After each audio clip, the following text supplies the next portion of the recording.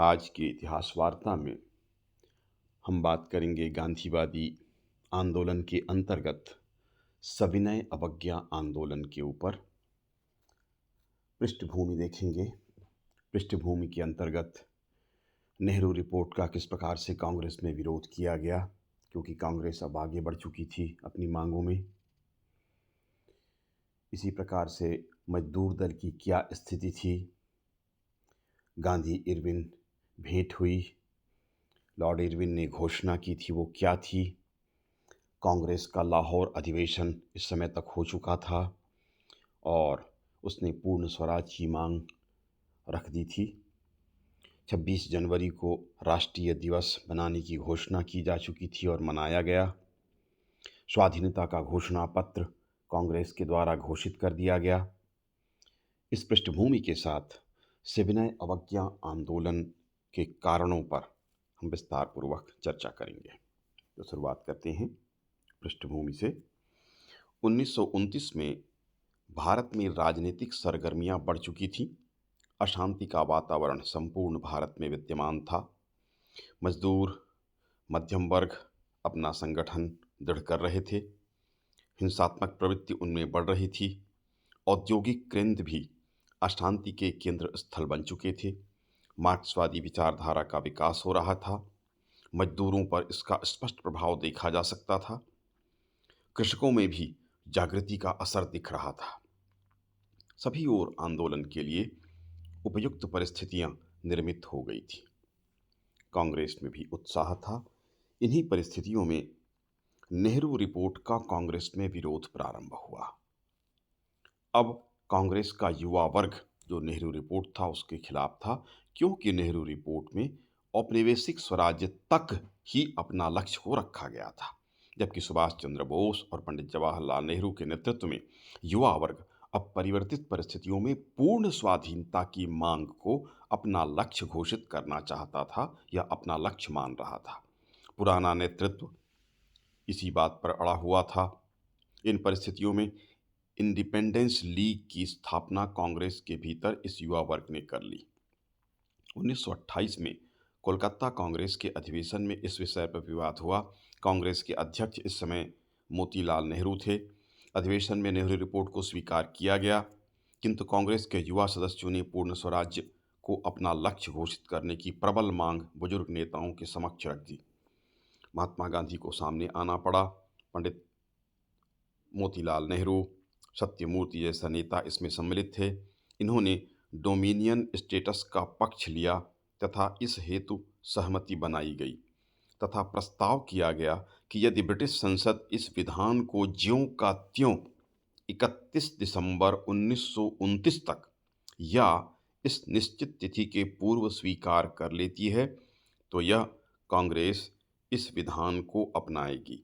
यदि राजनीतिक स्थिति में कोई परिवर्तन उत्पन्न न हो गया हो, किंतु यदि उस स्थिति तक ब्रिटिश संसद अपनी स्वीकृति प्रदान नहीं करती या इसे अस्वीकृत करती है तो कांग्रेस देश को करबंदी की सलाह देकर तथा अन्य उपायों द्वारा, जिसका निश्चय बाद में किया जाएगा, अहिंसात्मक असहयोग आंदोलन संगठित करेगी। कहने का अर्थ यह कि एक तिथि निश्चित कर दी गई 31 दिसंबर 1929 की कांग्रेस के द्वारा, और कहा गया कि जो मांग की जा रही है औपनिवेशिक स्वराज्य की, इसको वो पूर्ण कर दे इस तिथि तक। यदि वो नहीं करती है तो इस परिस्थिति में असहयोग आंदोलन या पुनः एक राष्ट्रीय आंदोलन प्रारंभ किया जाएगा। इसका अच्छा परिणाम ये हुआ कि गांधी जी पुनः सक्रिय राजनीति में कूद पड़े। वो निश्चय करते हैं कि एक वर्ष के भीतर डोमिनियन स्टेट की मांग यदि अंग्रेज सरकार स्वीकार नहीं करेगी तो फिर पूर्ण स्वराज्य का लक्ष्य रखा जाएगा। यदि इसे एक वर्ष के भीतर इसको स्वीकार कर लिया जाएगा तो फिर कार्यक्रम तय किया जाएगा। यदि नहीं करती है तो फिर तो पूर्ण स्वराज्य ही लक्ष्य होगा। लॉर्ड इरविन की घोषणा। इस समय इंग्लैंड में मजदूर दल का शासन था। रैमजे मैकडॉनल्ड प्रधानमंत्री थे। उनकी सहानुभूति कुछ हद तक भारतीयों के प्रति थी। भारत की नाजुक स्थिति को देखते हुए इरविन ने वायसराय प्रधानमंत्री ने वायसराय को यह आदेश दिया कि वह सम्राट सरकार की ओर से घोषित करे कि भारत को औपनिवेशिक स्वराज्य प्रदान किया जाएगा। लॉर्ड इरविन को लंदन बुलाया गया। लंदन से वापस लौटने के बाद वाइसराय ने 31 अक्टूबर 1929 को सम्राट की ओर से घोषणा की। इसके पूर्व रैमजे मैकडॉनल्ड ने घोषणा की थी, मुझे आशा है कि कुछ वर्षों में नहीं बल्कि कुछ महीनों में ही राष्ट्रमंडल में एक और देश डोमिनियन के रूप में सम्मिलित हो जाएगा, जो कि दूसरी नस्ल का होगा, क्योंकि इस समय जितने डोमिनियन स्टेट राष्ट्रमंडल में थे वो सब गोरी नस्ल के लोग थे, परंतु राष्ट्रमंडल में उसे बराबर सम्मान मिलेगा, मान मिलेगा। मेरा अभिप्राय भारत से है। ये स्पष्ट घोषणा प्रधानमंत्री के द्वारा की गई कि भारत को डोमिनियन स्टेट का दर्जा दे दिया जाएगा और वह राष्ट्रमंडल में शामिल हो जाएगा। लॉर्ड इरविन ने जो घोषणा की उसमें कहा गया कि भारत की संवैधानिक प्रगति का स्वाभाविक देश औपनिवेशिक पद था और साइमन कमीशन की रिपोर्ट के आधार पर एक गोलमेज सम्मेलन बुलाया जाएगा जिसमें आम सहमति के आधार पर कोई हल निकाला जा सकेगा। घोषणा में शब्दों का प्रयोग बड़ी सावधानी के साथ किया गया था, इसलिए यह प्रतीत होता था कि भारत को शीघ्र औपनिवेशिक स्वराज्य प्राप्त नहीं होने वाला है। जकारिया ने के अनुसार वेजवुड और इरविन दोनों ही इस समय भारतीय समस्या का वास्तविक इच्छा, प्रयोजन की सच्चाई और समानता की स्वाभाविक भावना के साथ अध्ययन कर रहे थे। इरविन की घोषणा कूटनीति से परिपूर्ण थी। इसमें कहीं भी इंगित नहीं किया गया था कि भारतीयों को स्वराज्य कब दिया जाएगा। घोषणा में देशी राज्यों की समस्या को और सम्मिलित करके स्थिति को और भी जटिल उनके द्वारा बना दिया गया। 24 घंटे के पश्चात इरविन की घोषणा के बड़े नेता दिल्ली में एकत्र हुए। अध्ययन किया गया क्या कहा गया है तथा वक्तव्य दिया गया जिसमें वायसराय के प्रति धन्यवाद का ज्ञापन था और कहा गया कि उनकी राय में गोलमेज सम्मेलन का आयोजन घोषणा के अनुसार किया जाएगा। वह औपनिवेशिक स्वराज्य की स्थापना का समय निश्चित नहीं करता है। इस वक्तव्य में राजनीतिक बंदियों को मुक्त करने की अपील भी कांग्रेस के द्वारा की गई। कांग्रेस के युवा वर्ग ने इससे अपनी सहमति व्यक्त नहीं की। पंडित जवाहरलाल नेहरू और सुभाष चंद्र बोस ने कांग्रेस की कार्यसमिति से त्यागपत्र दे दिया इसके विरोध में। यह दोनों नेता वामपंथ से संबंधित थे। वे भारत के लिए पूर्ण स्वराज्य की मांग कर रहे थे। इस तरह से युवा वर्ग पूर्ण स्वराज्य की ओर तीव्रता से आगे बढ़ रहा था। इस समय इंग्लैंड में मजदूर दल की स्थिति को हम देख लेंगे। लॉर्ड इरविन की घोषणा पर इंग्लैंड की संसद में जो प्रतिक्रिया हुई उस पर मजदूर दल संकट में आ गया। मजदूर दल का शासन था, रैमजे मैकडॉनल्ड प्रधानमंत्री थे, संकट में आ गया। घोषणा के विरुद्ध इंग्लैंड की संसद में जो वाद विवाद हुआ वह भारत के लिए हितकर सिद्ध हुआ। अनुदारवादियों ने घोषणा की कटु आलोचना की। आपको पता होगा कि इंग्लैंड में दो प्रमुख दल थे, एक विग दल था और एक कंजर्वेटिव पार्टी या टोरी पार्टी थी। टोरी पार्टी और ये मजदूर दल था, उदारवादी अनुदारवादी दलों में बटा हुआ था। तीसरा दल मजदूर दल वहाँ पे हुआ था, उसका शासन था। तो इन्होंने अनुदारवादियों ने इसकी कटु आलोचना की। इससे भारतीयों के मन में जो कुछ आशा की किरण थी वह भी समाप्त हो गई। अनुदार दल स्पष्ट रूप से भारत को औपनिवेशिक स्वराज देने का विरोधी था। ऐसी स्थिति में मजदूर दल के द्वारा दोहरी नीति का अनुसरण किया गया। एक ओर तो वह इंग्लैंड में और इंग्लैंड के संसद में आश्वासन दे रहा था कि भारतीयों को हम कोई अधिकार नहीं दे रहे हैं, दूसरी ओर भारतीय नेताओं को वह आश्वस्त करने का प्रयास कर रहे थे कि आपको ये अधिकार शीघ्र ही प्रदान कर दिया जाएगा। इस तरह से दोहरी नीति का अनुसरण उनके द्वारा किया गया। इस समय तक समाचार पत्रों का विकास हो चुका था। भारतीय लोग इंग्लैंड में भी थे, वहाँ के संसद की गतिविधियों से परिचित थे। उन्हें पता था कि सरकार दोहरी नीति में चल रही है और वह संकटपूर्ण स्थिति में है। तो ये मजदूर दल की स्थिति थी। इन परिस्थितियों में कांग्रेस ने इरविन के साथ भेंट करके इस दुविधा को दूर करने का प्रयास किया, स्थिति को स्पष्ट करने का प्रयास किया। 20 दिसंबर 1929 को गांधी जी के साथ मोतीलाल नेहरू, सर तेज बहादुर सप्रू, वल्लभ भाई पटेल और मोहम्मद अली जिन्ना लॉर्ड इरविन से भेंट करने गए। इसी दिन उसकी गाड़ी के नीचे बम फटा था और वो बाल बाल बचा था। जब इरविन से भेंट की गई वह कुछ भी स्पष्ट करने में सफल नहीं हुआ। कोई स्पष्ट आश्वासन उसके द्वारा नहीं दिया गया। इस तरह से गांधी इरविन भेंट जो हुई थी वह असफल हुई। इन परिस्थितियों में लाहौर में कांग्रेस का अधिवेशन हुआ, रावी नदी के तट पर। पंडित जवाहरलाल नेहरू इसके अध्यक्ष थे, युवा नेतृत्व था। आप सभी से हम चर्चा कर चुके हैं कि वे उग्रवाद की भावना के पोषक थे। कांग्रेस ने घोषणा की कि औपनिवेशिक स्वराज के प्रस्ताव को स्वीकार करने का समय अब बीत चुका है और भारत का लक्ष्य अब पूर्ण स्वराज्य है। 23 दिसंबर 1929 की मध्य रात्रि में स्वतंत्र भारत का तिरंगा झंडा फहराया गया। कांग्रेस ने गोलमेज सम्मेलन में भाग न लेने का निश्चय किया और अपनी महासमिति को अधिकृत कर दिया कि वह जब चाहे सविनय अवज्ञा आंदोलन, करबंदी का कार्यक्रम प्रारंभ कर सकता है। अपने अध्यक्षीय भाषण में जवाहरलाल नेहरू ने कहा कि आज ब्रिटिश साम्राज्य करोड़ों लोगों पर शासन करता है और पृथ्वी के एक बड़ा क्षेत्र है। यहाँ के निवासियों की इच्छा के विरुद्ध उसके नियंत्रण में वो क्षेत्र है। यह एक सच्चा कॉमनवेल्थ नहीं है जब तक इसका आधार साम्राज्यवाद है और दूसरी जातियों का शोषण इसकी नीति है। आज ब्रिटिश साम्राज्य क्रमशः विघटन की ओर जा रहा है। इस तरह की भावनाएं व्यक्त की गईं। महात्मा गांधी ने पूर्ण स्वराज्य का प्रस्ताव प्रस्तुत किया। संविधान की धारा 1 में स्वराज्य का अर्थ पूर्ण स्वराज्य या पूर्ण स्वतंत्रता कर दिया गया। 31 दिसंबर 1929 को जवाहरलाल नेहरू ने तिरंगा झंडा फहराया। कांग्रेस ने यह प्रस्ताव पारित किया कि यह कांग्रेस घोषित करती है कि वर्तमान स्थिति में कांग्रेस का गोलमेज सम्मेलन में भाग लेना निरर्थक है। कांग्रेस की संविधान की धारा 1 में स्वराज्य का अर्थ पूर्ण स्वाधीनता से है। रामगोपाल लिखते हैं कि पूर्ण स्वराज कांग्रेस की मांग की चरम सीमा थी, जो छोटे सुधारों की मांग से 1885 ईस्वी में प्रारंभ हुई थी। यात्रा का विवरण उन्होंने दे दिया कि 1885 में जब कांग्रेस की स्थापना हुई थी तो छोटे छोटे मांग उन्होंने शुरू किए थे, अब जाकर वो पूर्ण स्वराज की मांग तक पहुंच गए थे। 26 जनवरी को स्वतंत्रता दिवस मनाने की घोषणा की गई। अगले वर्ष बड़े धूमधाम के साथ नए वर्ष में इसको मनाया गया। भारी संख्या में भारतीय इसमें सम्मिलित हुए, बड़े उत्साह का संचार हुआ और प्रतिवर्ष 26 जनवरी को स्वतंत्रता दिवस का व्रत लेने का दिन निश्चित कर दिया गया। स्वाधीनता का एक घोषणा पत्र तैयार किया गया।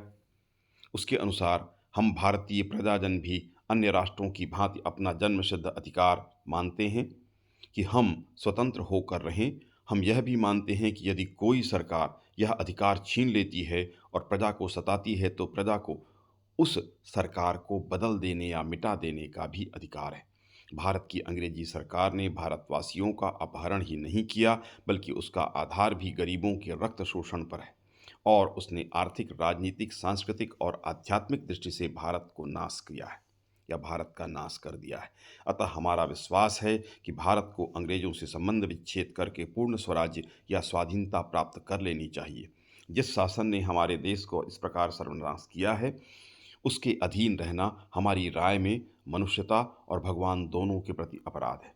किंतु हम यह भी मानते हैं कि हमें हिंसा के द्वारा स्वाधीनता नहीं मिलेगी। हाईलाइट किया गया, इसको स्पष्ट कर दिया गया कि अहिंसात्मक आंदोलन चलाया जाएगा।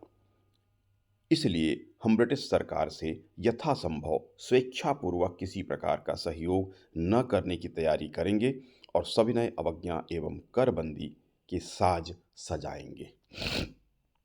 इस तरह से घोषणा पत्र तैयार की गई और सविनय अवज्ञा आंदोलन प्रारंभ हुआ।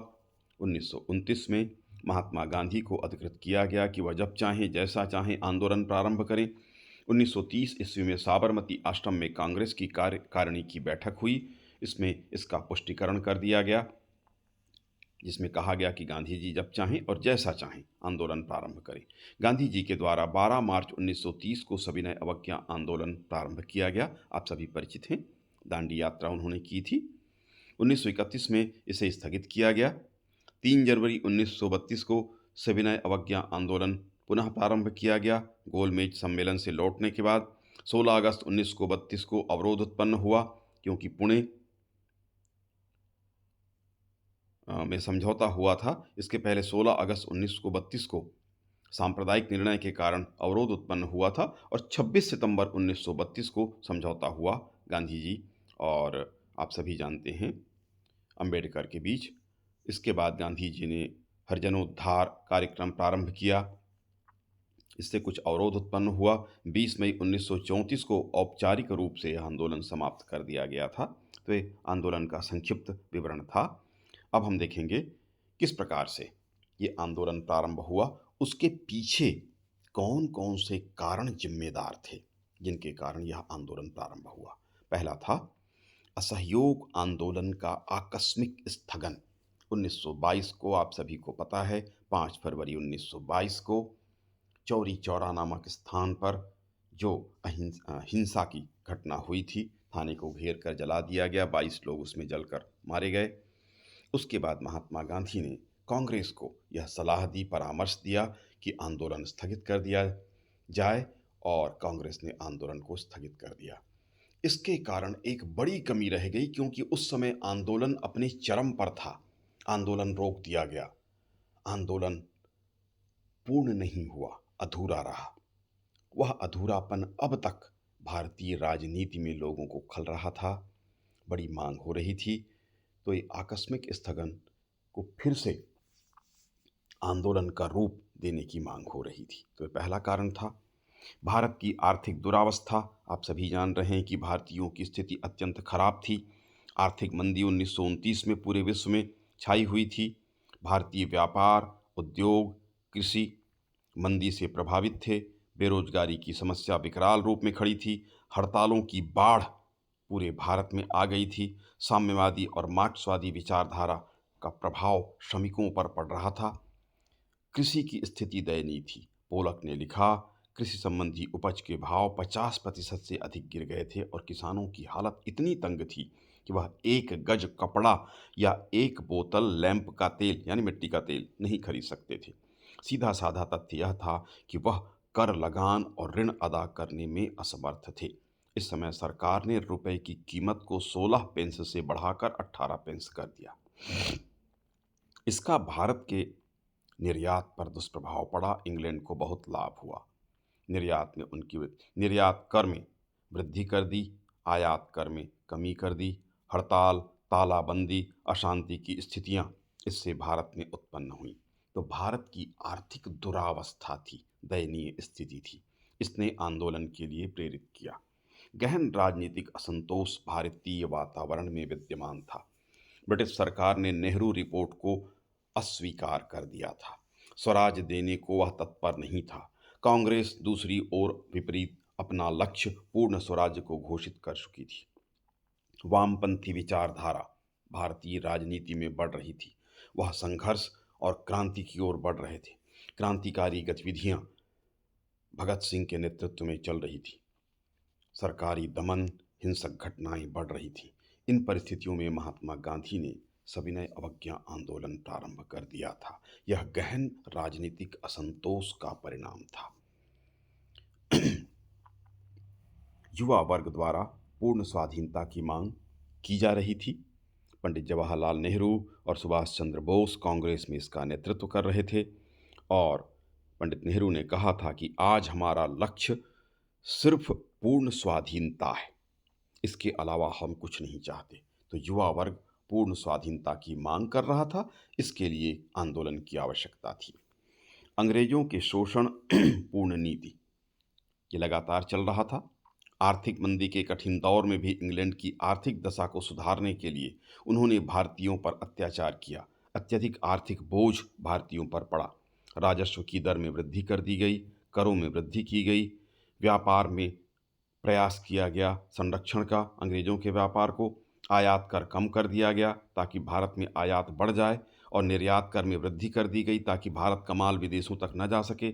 इस प्रकार से सतत धन का प्रवाह इंग्लैंड की ओर हो रहा था, और अंग्रेजों की शोषणपूर्ण नीति और अधिक बढ़ गई थी, खासकर प्रथम विश्व युद्ध के पश्चात, क्योंकि इंग्लैंड की आर्थिक दशा खराब थी।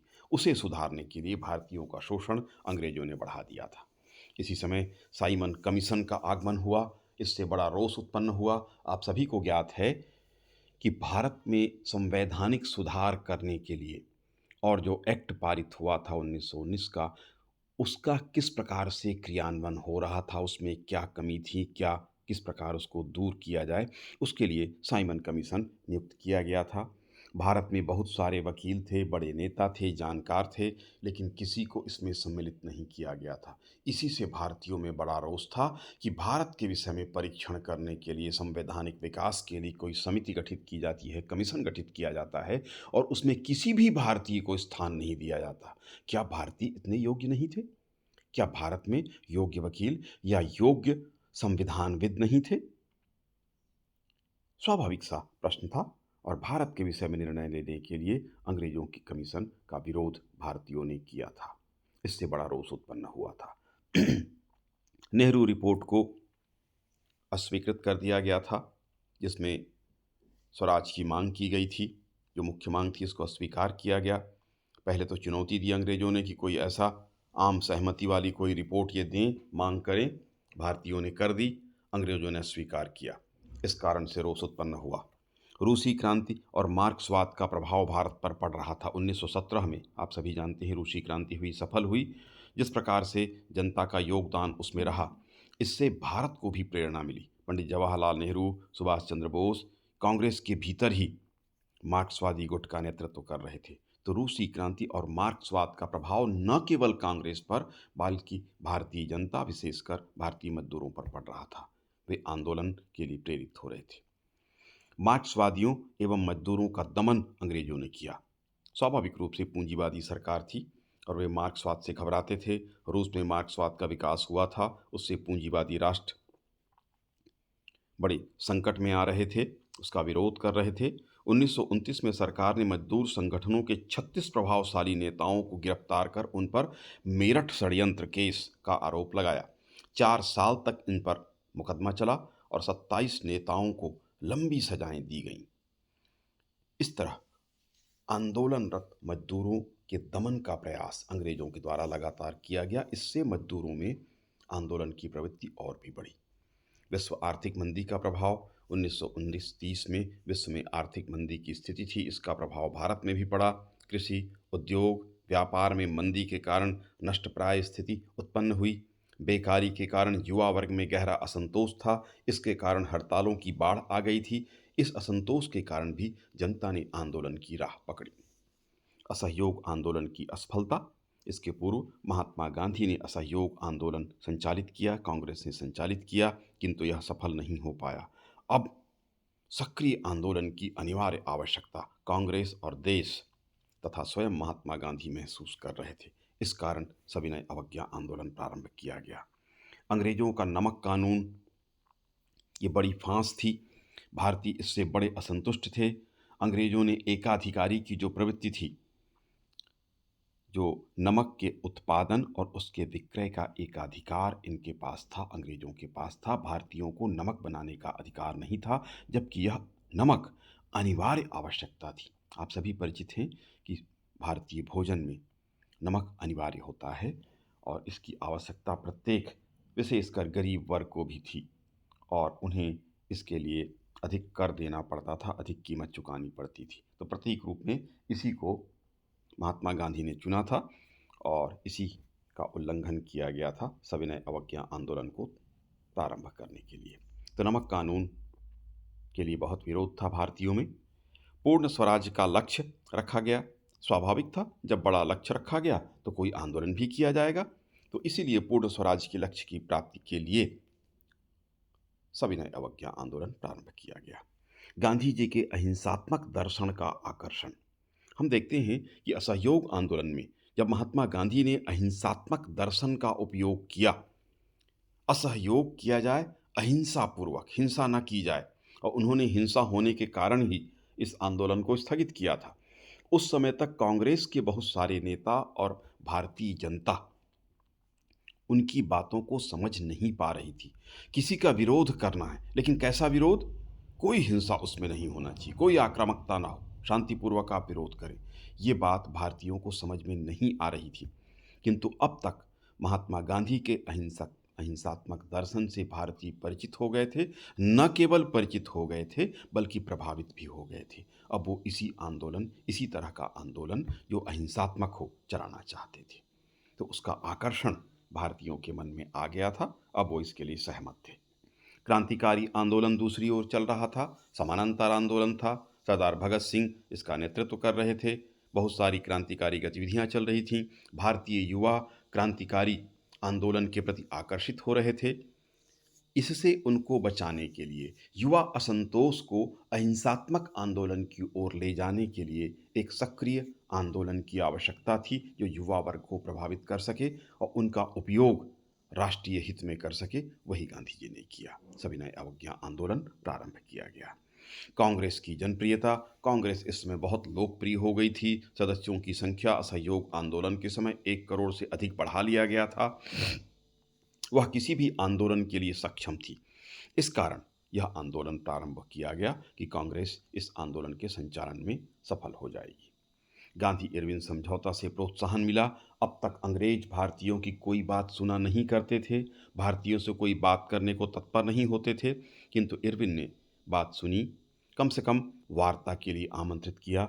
इससे भारतीय प्रोत्साहित हुए। अब उन्हें लगा कि उनकी बातों को महत्व देना प्रारंभ किया गया है। इसलिए, क्योंकि इस आमंत्रण के बाद मांगों को स्वीकार नहीं किया गया, इस कारण आंदोलन प्रारंभ हुआ। प्रथम विश्व युद्ध का प्रभाव पड़ा था। अंग्रेज मित्र राष्ट्रों के साथ सफल हुए थे, किंतु प्रथम विश्व युद्ध के बाद इंग्लैंड की स्थिति खराब हो चुकी थी। आर्थिक स्थिति दयनीय थी, अत्यधिक खर्च के कारण, व्यय के कारण युद्ध में, और सैनिक स्थिति कमज़ोर हो चुकी थी क्योंकि बड़ी संख्या में सैनिक मारे गए थे। आर्थिक स्थिति बहुत खराब हुई थी क्योंकि पूरे विश्व में उनके उपनिवेश फैले हुए थे, उनको बहुत क्षति हुई थी। तो प्रथम विश्व युद्ध के बाद अंग्रेजों की स्थिति खराब थी। भारतीय राजनीतिज्ञ भी इस स्थिति को जानते थे और उसका लाभ उठाने का प्रयास उन्होंने किया कि यही अवसर था कि भारतीय स्वाधीनता प्राप्त कर सकते थे, अधिकार प्राप्त कर सकते थे। अंतर्राष्ट्रीय समर्थन भी भारतीयों को प्राप्त हो रहा था क्योंकि प्रथम विश्व युद्ध में भारत ने मित्र राष्ट्रों की मदद की थी। न केवल आर्थिक मदद, बल्कि ऋण भी प्रदान किया था, आर्थिक मदद भी की थी। सैनिक रूप से भी भारतीय बड़ी संख्या में उनके साथ सम्मिलित हुए थे। इससे अंतर्राष्ट्रीय ध्यानाकर्षण भारतीयों के प्रति हुआ था कि इस तरह का सहयोग वे कर रहे हैं। इस कारण भारतीयों के प्रति समर्थन और सहानुभूति अंतर्राष्ट्रीय क्षेत्र में व्याप्त थी। उसका भी लाभ भारतीय उठाना चाहते थे। महिलाओं की भागीदारी भी प्रारंभ हुई थी। असहयोग आंदोलन में चर्चा के दौरान हमने बात की थी कि ये बड़ी कमी थी कि महिलाओं का योगदान असहयोग आंदोलन में नहीं था, नहीं के बराबर था। इस समय सरोजनी नायडू, कमला नेहरू जैसी महिलाएं आंदोलन में प्रारंभ के साथ जुड़ रही थीं। आपको ज्ञात होगा कि जब महात्मा गांधी नमक कानून तोड़ने दांडी की यात्रा करते हैं, वहाँ पहुँचते हैं, तो उनका स्वागत करने के लिए सरोजनी नायडू विद्यमान है। तो महिलाओं की भागीदारी हुई, इससे आंदोलन को शक्ति मिली। ग्रामीण भारतीयों में असंतोष व्याप्त था। भारत के गांव में व्यापक असंतोष था। किसानों पर ऋण का भार था, उन पर राजस्व की वसूली का दबाव बना रहता था। सरकार कृषकों की पर्याप्त सहायता नहीं करती थी। दुर्भिक्ष की स्थिति में, अकाल की स्थिति में उनको कोई मदद प्राप्त नहीं होती थी। अंग्रेजों द्वारा ग्रामीण हस्तशिल्प का विनाश किया जा चुका था। इन परिस्थितियों में भारतीय ग्रामों में अत्यधिक असंतोष व्याप्त था। उन्होंने भी आंदोलन का समर्थन किया। प्रेस की भूमिका अंतिम कारण के रूप में देखेंगे। इस काल में प्रेस अथवा समाचार पत्र की भूमिका महत्वपूर्ण हो गई थी। भारत में इस समय बड़ी संख्या में समाचार पत्र प्रकाशित होते थे, जो हिंदी, अंग्रेजी और विभिन्न स्थानीय भाषाओं में होते थे। इनकी प्रसार संख्या बहुत बढ़ चुकी थी। कांग्रेस एवं महात्मा गांधी के द्वारा भी इसका उपयोग किया जाता था। आपको पता है कि महात्मा गांधी स्वयं यंग इंडिया में लेख लिखा करते थे। अनेक समाचार पत्रों में उनके इंटरव्यू प्रकाशित होते थे, साक्षात्कार प्रभावित होते थे। इसी प्रकार आप सभी जानते हैं, तिलक के द्वारा भी, एनी बेसेंट के द्वारा भी पूर्व में, उसके बाद अनेक भारतीय नेताओं के द्वारा, पंडित नेहरू के द्वारा, सुभाष चंद्र बोस के द्वारा भी इनका प्रयोग किया गया। लगातार लेख लिखा जा रहा था। कांग्रेस के अनेक नेताओं के द्वारा यह कार्य किया जा रहा था। समाचार पत्रों के माध्यम से जन जागृति का कार्य बड़े पैमाने पर हो रहा था। इस तरह समाचार पत्रों की भूमिका के कारण भी इस आंदोलन को व्यापक समर्थन प्राप्त हुआ था। आपको ज्ञात होगा कि महात्मा गांधी ने इरविन से या इंग्लैंड की सरकार से जो अपने 11 मांगें की थी, प्रस्ताव प्रस्तुत किया था, वह भी यंग इंडिया के एक लेख में ये मांग की गई थी कि इन मांगों को यदि स्वीकृत किया जाता है तो तो सविनय अवज्ञा आंदोलन नहीं किया जाएगा। तो इस तरह से हम देखते हैं कि प्रेस की भूमिका भी इस समय महत्वपूर्ण थी। तो ये कारण थे जिन कारणों से सविनय अवज्ञा आंदोलन भारत में प्रारंभ हुआ था। शेष हम अगले वीडियो में चर्चा करेंगे।